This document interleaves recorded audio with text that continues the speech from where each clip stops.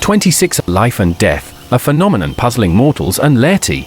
This earth witnesses the birth and death of a huge number of animals and plants every day and every moment. Life and death is a universal phenomenon in nature. Everyone has embarked on the journey towards death since the moment of their birth. The happiness of life and the sadness of death are the basic emotions of mortals and Laity. When a family welcomes the birth of a child, they are filled with joy, and when they lose a loved one, they experience profound sadness and grief. Apart from extraordinary beings like Jesus and Sakyamuni Buddha, who are transcendent, wise, and free from worldly concerns, few people can escape this cycle of confusion and grasp the true meaning of life and death. The tragedy of life lies in ignorance and the inability to transcend the cycle of life and death. For thousands of years, people have been seeking the way to immortality. Modern medicine and science are also probing into the secrets of longevity. I wonder why people are so happy about life but so grieved at death. Seeking life entails endless troubles, and seeking death brings infinite benefits. What would the world look like if none of the plants and animals on the earth died? And if our great-great-great-grandparents survived until today and each family had a thriving population? Some will think it would be best if they all die and we all survive. Well, suppose they all die and we all survive, see if we are better off. It would be okay as long as we can distinguish who they are and who we are. We must know at the same time that everyone wishes the same as you and me. Then in the end, who is to die and who is to survive? Is it so good to live and so bad to be dead? Take a look at human history, pay a visit to your neighbors, and ponder over the question of what good there is to live and what harm there is to die. Forget about time immemorial, let's talk about the time from Sakyamuni Buddha to the present. How many people have lived a good life? And how many have suffered a bad death? Taking Chinese society as an example, antenatal training has been provided even before a baby is born. Abandoning the music of nature, the greatest creator, God, and Buddha, people spare no efforts to inoculate the fetus with the imperfect music of mankind. Immediately after birth, adults try every means to provide the little babies with toys and cartoons instead of having them get in touch with flowers, birds, insects, and fish in nature. Before the age of schooling, the children have begun their preschool education, learning piano, painting, kung fu, and dancing. They have no opportunity to bring their own instinct into play nor have fun in nature.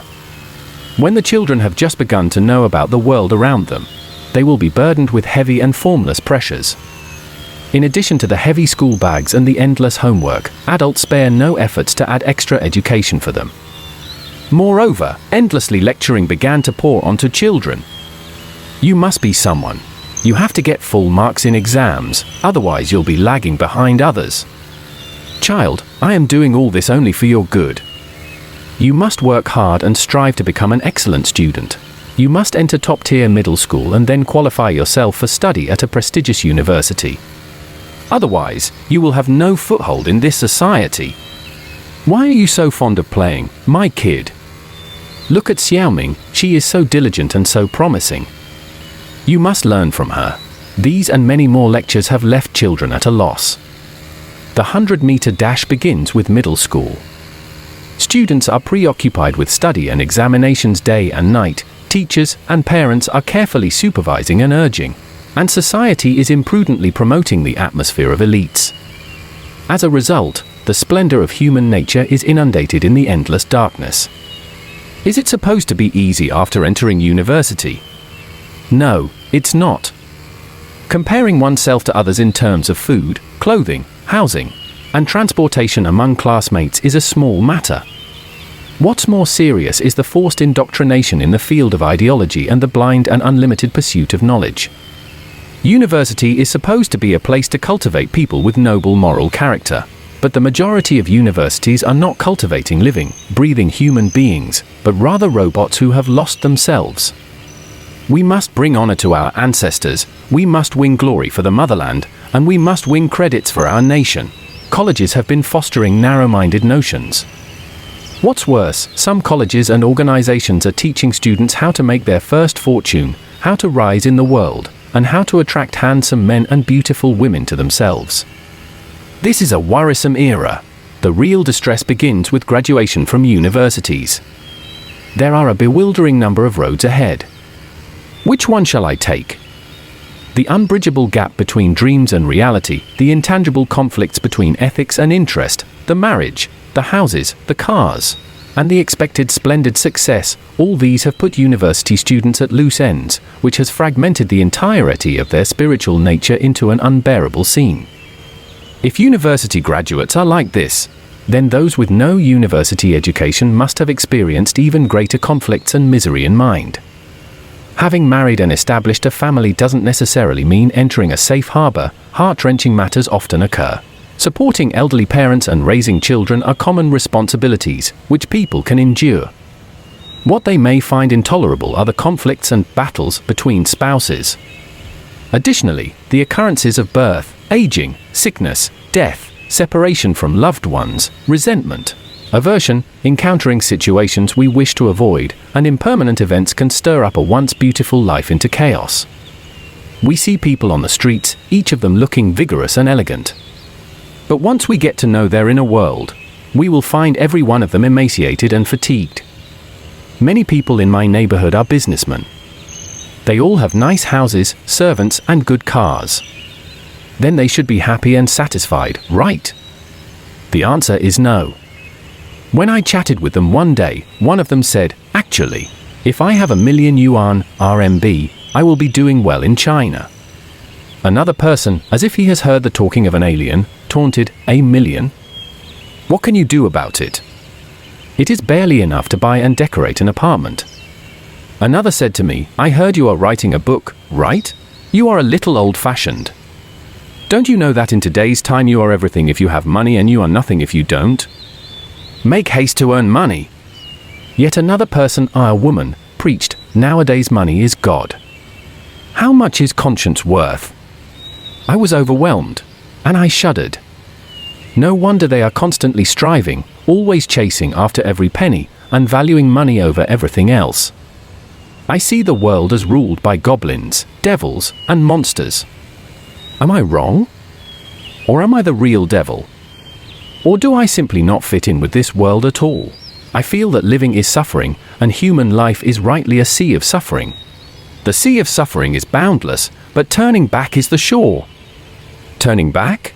What does a turning back mean? Turning back means death. Why die? For living is worse than death. How to die? Nirvana. How can nirvana be achieved?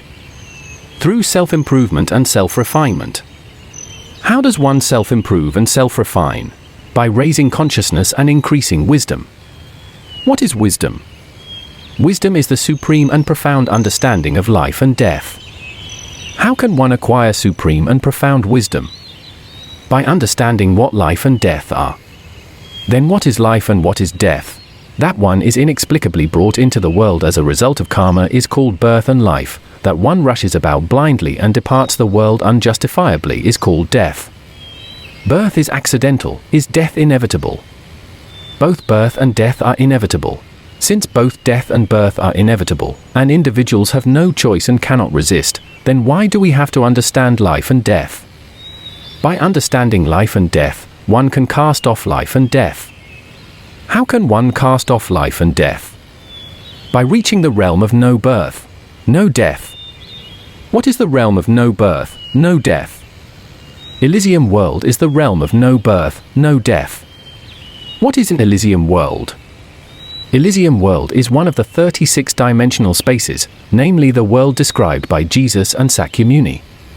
Is there really such a world? Or is it only a tale? Yes, there is. I am telling the truth. Then please demonstrate it to me. I cannot, because it is another time-space, which is invisible to the naked eye. The mirages that occur occasionally are part of Elysium world. Then there is no way to see it. Yes, there is. What way? Through spiritual sense. What is spiritual sense? A person has 6 sense organs: eyes, ears, nose, tongue, body, and mind, which are respectively responsible for the 6 senses: vision, hearing, smell, taste, touch, and spiritual sense. Spiritual sense is the perception in everyone's consciousness and a spiritual nature apperception. Why does my spiritual sense not have such capability? Because your spiritual sense is too dull. Why is my spiritual sense dull? Because it has been polluted. What has polluted my spiritual sense? Your spiritual sense has been polluted by images in nature, the values of human society, and your prejudices. Then how can I restore my spiritual sense? By awakening to the truth. What is awakening to the truth? Awakening to the truth means getting to the bottom of a phenomenon. What is a phenomenon? A phenomenon can be anything that we see, hear, smell, taste, or touch. According to you, there are too many phenomena. Yes, Buddhism talks about 84,000 Dharmaparyas, but actually, Dharmaparyas are unlimited. What is Dharmaparya? Dharmaparya is a means to grasp a phenomenon and find out the ultimate essence of its essence. What is essence? The essence is something concealed that causes the occurrence of a particular phenomenon. Then what is the ultimate essence of essence? The substrate causing the essence is the ultimate essence. That is to say, the greatest creator is the ultimate essence. Yes. How do we get to know the greatest creator? This book of mine can enlighten you on the understanding of the greatest creator. Oh, I see. What do you see? The birth of man is like falling into the sea of suffering, and so it is something lamentable. The death of man, however, is like being severed from the sea of suffering, and so it is something delightful. Yes, but not entirely. Why? Because death is not the final resting place. Why is death not the final resting place? Didn't you say that man will enter the Elysium world after death? Death is only a surface phenomenon. Behind death is the transmigration of life. Some people will return to the human world after death, some will become animals after death, some will enter the 1,000-year world, and some will go to the 10,000-year world. Only a very limited number of people will go to the Elysium world after death. So how can we feel happy if some people are even worse and are more miserable than in the human world after death? Your preaching about past lives, afterlives, and reincarnation is too inscrutable. How can we believe in something that cannot be proved by science? Science is materialism. Science cannot prove what is beyond the material world. But the universe is composed of material and non-material. Science can only prove half of the universe, not the other half. Take my consciousness, for example. How big is it? What color is it? How heavy is it? What shape does it have? Science cannot provide answers to these and many other questions. Therefore, you cannot entirely negate what cannot be proven by science. Then can you prove that man has past lives and afterlives? Yes. One is the records about past lives in history, which can be found in the literature of many nationalities. Another is the record of facts by the International Near-Death Research Institute. The third is the descriptions by the sages and saints like Jesus and Sakyamuni. These are only legends, hisses, or religious doctrines, and thus are not convincing. Can you come up with something new? Yes, homosexuality is an example. The rule for the biological world is that same sexes repel each other, and opposite sexes attract each other. So why is there homosexuality? And why can homosexual love be so dear as to risk one's life? This involves the gender of one's past life. If a woman has a past life as a man, the inertia of biology will continue to play its role and will incline her to instinctively like a woman instead of a man, although she has become a woman in this life. When she meets a woman with the same past life, they will easily connect and fall in love with each other. Similarly, if a man has his past life as a woman, then he will still be inclined towards men in this life. Homosexuality is not a morbidity, but a spontaneous instinct, which may fade away with the passage of time. Moreover, there is a saying, rivers and mountains may be changed, but it's hard to alter a man's nature. What is true nature, and why is it unchangeable? Nature refers to innate characteristics. When does nature come into being? Is it during primary school? When held in mother's arms? Since the time of the embryo in the mother's body? Since the time of existence in the womb? Or since the combination of sperm and ovum? If nature begins from the time mentioned above, then there is no question of hard to alter a man's nature. Therefore, It can be concluded that nature has been around for centuries and is deeply rooted, unlikely to change in a relatively short period. We can observe people around us or study some special individuals. By comparing their habits to those of certain animals, we can easily deduce that certain people possess the original nature of those animals. Thus, we can conclude that such people may have been those animals in their past life. For example, for thousands of years, philosophers and thinkers have pondered the question, who am I? But have failed to answer it. Who am I? Am I my family? No, because I am still myself even without my family. Am I my clothes? No, because I am still myself after I undress. Am I my teeth? No, because I am still myself even after losing all my teeth. Am I my hair? No, because I am still myself even if I become bald. Am I my eyes? No, because I am still myself even if I become blind. Am I my legs? No, because I am still myself even if I am amputated. Am I my heart?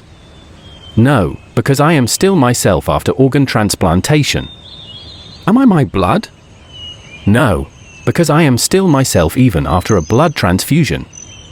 If I am none of these, then who on earth am I? Well, I am Tathagata. What is Tathagata? Tathagata is the essential origin, the consciousness, soul, that already exists beyond the flesh and endures hardships in this world by residing in this home of my flesh. When this home of my flesh ceases to exist, I still exist. All I have to do is find another home. It's like crossing a river. I borrowed a boat, but I would give up the boat and go on shore after I crossed. Buddhism preaches that an enlightened heart is perceptive of nature, which is perceptive of Buddha. If we understand this principle, we are already Tathagata Buddha. We will go directly to the Elysium world after death and won't have to return to the human world to continue struggling. All right. Regarding the phenomenon of life and death, let's discuss just these briefly. My purpose is not to stick to the facts, but to explain that the phenomenon of life and death, which is difficult to reverse, is determined by the greatest creator and has its own purpose and meaning. Without the greatest creator, there would be no life, let alone life and death.